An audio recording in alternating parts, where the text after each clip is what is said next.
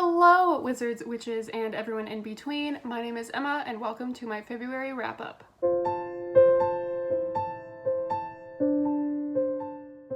This video is a little bit more impromptu and less put together than my usual wrap-ups, but that has been what my week has been like.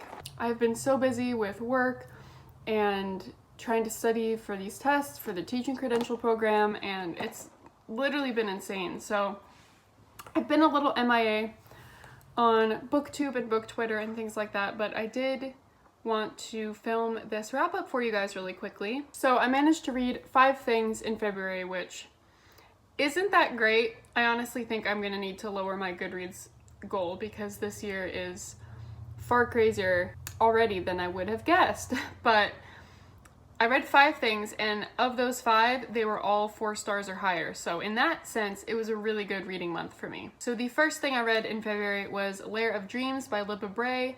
This is the second book in the Diviner series, and I really enjoyed it. I gave it 4 stars, but I think it's just, nothing's ever as good as the origin story, honestly. I did really like the characters that were introduced in this one, but it seemed a little long, and I got kind of tired of the fact that there were so many different storylines, like a little bit too many characters, and so it kind of take a little bit longer than I would have wanted to get back to some certain storylines.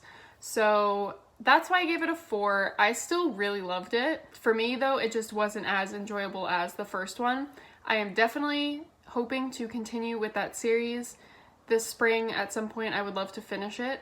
I'm sure you guys all know what the Diviners is about, and I've talked about it quite a bit on here, so I'm not going to get into it. And obviously I can't talk about the sequel because spoilers, but I do want to say, and this isn't a spoiler, that I still really like Evie's character, and I feel like a lot of people don't.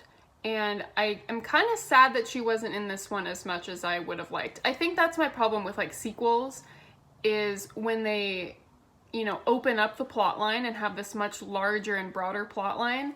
I do get sad because that means that the main characters from the first book they don't get as much time on the page just because you have to make room for everybody else. And so that's kind of always a downside to me. But overall, obviously, amazing. Wow, I take it back. Apparently I rated this next one 3 stars. Interesting. I should have gotten some of these physical copies from the other room, but I'm too lazy now. So I'll just put them up here. But the next book I finished was The Woman in Cabin 10 by Ruth Ware, and this is my first time reading a Ruth Ware novel. This thriller is about this journalist who gets like this great opportunity to go on this, I guess it's a cruise, but it's not really like a cruise ship. It's more like a luxury ship. So it's kind of smaller. They're like testing it out. This weird, you know, once in a lifetime thing. And shit goes down, as you might imagine in a thriller. And I really liked that it was so contained. It felt very claustrophobic and suspenseful because of the fact, is there a weird line? There's weird sun lines on my face. Because of the fact that, you know, our character is stuck on a boat. So there's only so many people who can be responsible for the weird things that's happening. And you would assume that there's only so many weird things that can happen on a small boat, but you would be mistaken. So I talked a lot about this in my reading vlog where I read this. So I will link that down below if you want some more info on it. So I still did really, really enjoy it, and I'm kind of surprised that I gave it a 3 and not a 4. But the ending just seemed a little anticlimactic for me. Or not so much the ending, but like, you know, what's going on? The answer to that question, I was expecting more from. And I did feel like it was a little bit slow to start. But, I mean, it was a good thriller time. If you haven't read a bunch of thrillers, I would definitely recommend this one. It's like a solid good thriller time. But when you've read multiple thrillers, you know, I feel like I have more critical things to say about them just because of the other ones that I've read. The plot just kind of dragged a little bit too much for me. I think it could have benefited from being a little bit shorter, but overall, like, I would love to see a really well-made movie of that, because that would be so good. But yeah, overall I would definitely recommend that book, especially like if you want a self-contained thriller like that. I love thrillers that take place like in one setting, and for the most part this does. And I really like kind of the unreliable main character trope. I don't know, I'm sure some people don't. I enjoy that. It does, for various reasons I won't spoil, but there is the question of, you know, our main character, does she have reason for these things that she's saying are happening on this boat? Are they actually happening, or is she just thinking they are happening? And I always really like that. I feel like it's maybe kind of overdone in the thriller genre, but I still really enjoy that trope, so good times. I am going to read In a Dark, Dark Wood next, I think, by Ruth Ware, and I'm excited. Some people have told me it's not that great, but to you I say I will read it anyway. All right, next, I finally finished reading Game of Thrones by George R.R. Martin, the first book in the Song of Ice and Fire series. I started this book almost an entire year ago. That's how freaking slow I read it. I had started it physically kind of when the last season of Game of Thrones was coming out. And then I was like, I'm gonna audiobook this. And then I couldn't finish the audiobook in time, and it was put on hold for months and months and months. And I was just, I don't know, I never just physically kept reading it, even though my husband has all the books, so I really have no excuse. But yeah, I did not realize I had been reading it for an entire year. That being said, it didn't really hurt that I took so long to read it, just because the first book is very, very close to the first season. There's dialogue that's straight out of season 1. So obviously this book gets, you know, more in-depth into things, and that's what's so great about books versus adaptations of those books. But, you know, overall the general plotline, very, very similar. So I think everyone's aware of what Game of Thrones is about. Seems very daunting to try and explain it to you, so I'm not gonna try. The thing that dropped this book down a star for me was Daenerys. And unpopular opinion, I hate her. Ugh, she was my least favorite character in the series, and there's just so much of her in this book. And like, I get it. Sorry if the camera angle is different. I ran out of storage right as I was talking, so I cannot remember what I last said. But basically, that's what's so great about books, obviously, is you get more into characters. You learn more about them, you get more time with them, and that's just not something I ever wanted from Daenerys. So that really brought my enjoyment down, because she is in this so much, and I just have to accept it because she's a major part of the whole, you know, arc, but I don't like it.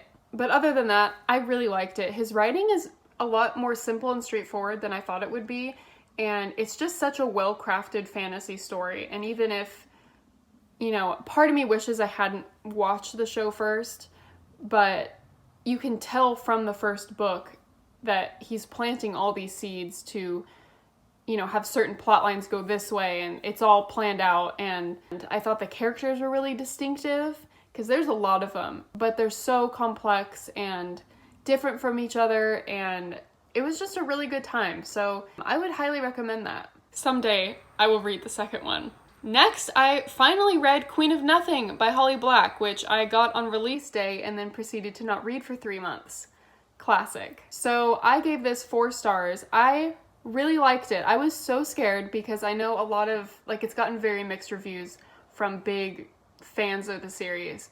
And I still think Cruel Prince is the best one, but I do think I liked Queen of Nothing more than The Wicked King. I'm really happy with the way that it all turned out. Once again, I'm not going to tell you what The Cruel Prince is about because I've talked about it so much, but that series is definitely one of my favorite YA series of recent years, and I was really happy that I was happy with how it ended, because I was a Divergent stan back in the day, book stan, and we all know what happened in Allegiant.